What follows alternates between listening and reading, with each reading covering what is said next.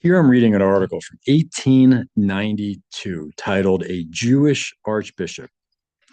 And it says a powerful protest against race prejudice in Austria Viennese topics. So I'm going to read this and give you my 2 cents throughout. And I don't think that what is being stated here by the author, I don't think he thinks it's bad, but think about what is being said here because this is crazy, I think, and shows the extent of the Jewish subversion. So it says, although Austria is, after Russia, the country in Europe where the anti Jewish movement plays the most important role in politics, and where the hostility to the Jewish race, irrespective of their creed, is the most pronounced, yet it is a converted Jew, the son of a village peddler, who has just been elected by a chapter composed exclusively of nobles. But who were these nobles, which I'm going to get to in a different video, to the uh, archiepiscopal see of Olmutz. The latter, ever since its foundation in the ninth century, has been invariably held by a prelate of illustrious birth, and several of the archbishops of Olmutz have been archdukes of the imperial house of Austria. The archbishop of this diocese, which is renowned as being the wealthiest of continental Europe, yielding a revenue of $800,000 per annum, receives by virtue of his office the title of prince and its precedence over everybody in the empire except those members of the imperial family who are in the direct line of succession to the throne. So that is crazy right there. Now, I believe at this time the Habsburgs were in power, right? If it was the Habsburgs, they were Jews. And so the Jews were the number one people in Austria. And then they just appointed a Jew who was the next most important person, it says there, in the empire. And it says that this Jew is entitled to a salute of 24 guns and has a private bodyguard of his own, dressed in quaint grenadier uniform. Moreover, the Archbishop of Olmutz, now remember, this is a Jew, now it's a Jew. Moreover, the Archbishop of Olmutz, the Jew, has a hereditary right to the red hat of cardinal and is always nominated by the emperor for a seat in the sacred college immediately after his appointment. That is insane. So, how many other Jews were appointed that then had a hereditary right within the Catholic Church? I mean, just think about what's being said there. That is crazy.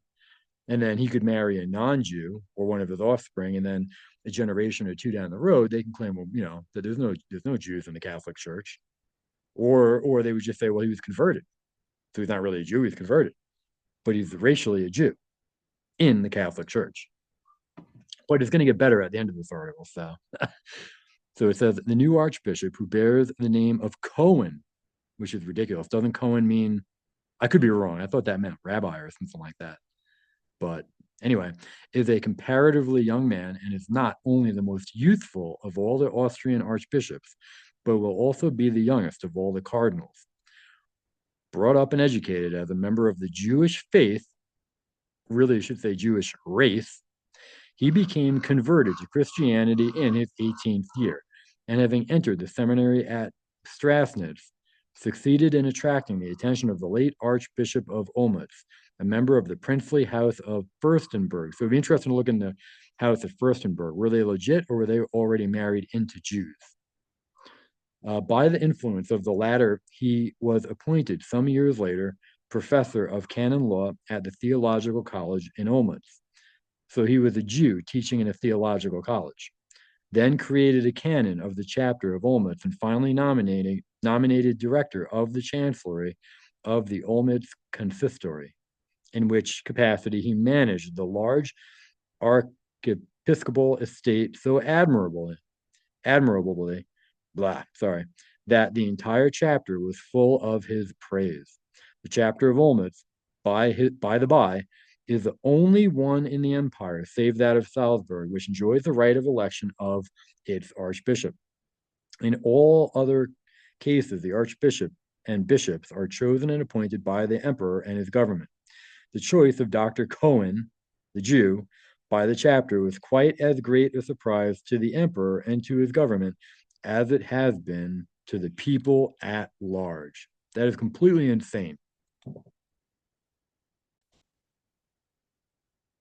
just want to jump back to the Furstenberg name. Um, I don't know if they have Jewish blood or not, but there are Jews or were Jews that have the last name Furstenberg.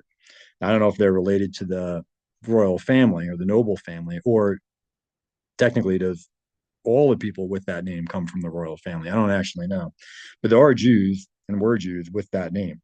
So is that why the House of Furstenberg supported this Jew to get into the seminary and as a bishop and stuff, or whatever he became, the archbishop? So that would be interesting to look into more. So anyway, reading the article or continuing, Dr. Cohen, the Jew, is by no means the only prelate of the Roman Catholic Church who was born a Jew. That is crazy. They're saying there's other Jews in there in the Catholic Church. There have been not only cardinals of Jewish blood, but even popes. It says Ancletus II, who ascended the papal throne towards the middle of the 12th century, was a converted Jew. So a racial Jew was a pope in the 1100s. That is crazy. So too was Monsignor Bauer, the principal chaplain, confessor, and almoner of the Empress Eugenie of France. Now, that Monsignor Bauer, was he related to the Bauers that became the Rothschilds? That would be interesting to look into. Anyway, indeed, he began life as a clerk in the. Oh, crap, look at that. Wait, I'm going to read that again. So too was a Monsignor Bauer, the principal chaplain, confessor, and almoner of the Empress Eugenie of France. Indeed, he began life as a clerk in the banking house of Rothschild at Vienna, but suddenly deserted finance for the church, rising in his new profession so rapidly that he was selected to represent the Roman Catholic Church at the opening of the Suez Canal and to pronounce the benediction of his church upon the great undertaking.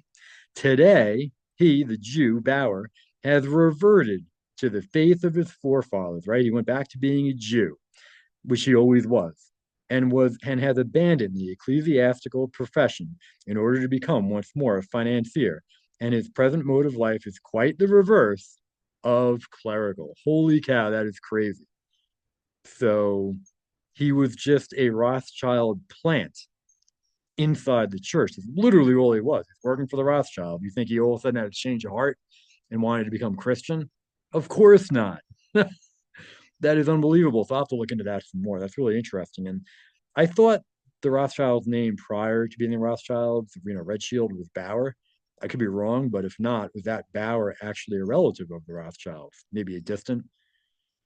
I don't actually know. So, but that is crazy though. So the Jew's always going to be a Jew. Doesn't matter if they pretend to be Christian.